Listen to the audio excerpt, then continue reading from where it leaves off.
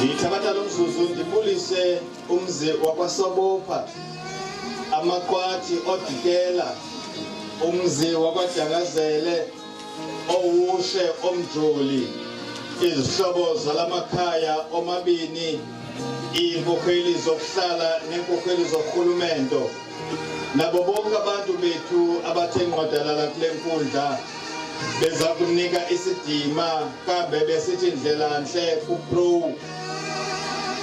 Mandiyicele ke irhamente engcwele kaThixo into kokuba izole, ithokombise, iphulaphule inkqubo-mbaliselo ngobomi obushwakathelweyo buka-Pro. Umgcineni bulongwe Pro Sobopha uzalelwe kuManzana kwilali yakuTsazo. Uzalwe ngomhla wama-27 kuJuni ka-1967. Ezalwa ngumama uNofici Sobopha kwakunye notata uzinikele Boyana. Amabanga akhe ezemfundo aphansi uwenze kuTsazo Junior Secondary School.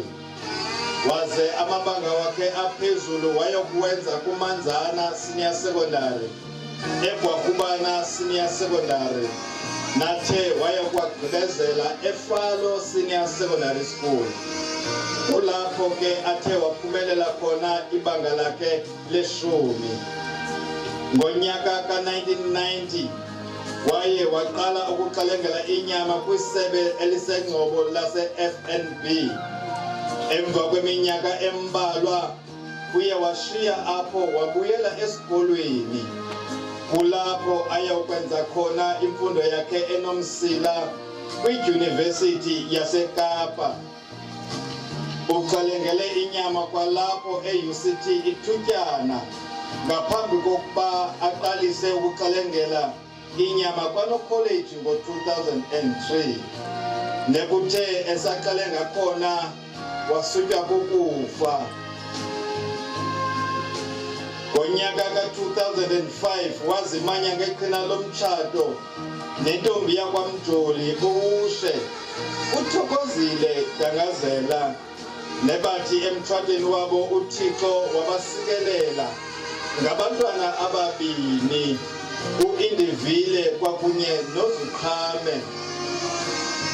Sithetha nje ke umqwathi omhle ushiya ngasemva unkosikazi wakhe, abantwana bakhe ababini, umama wakhe, udade wabo omnye kunye nabantakwabo abane.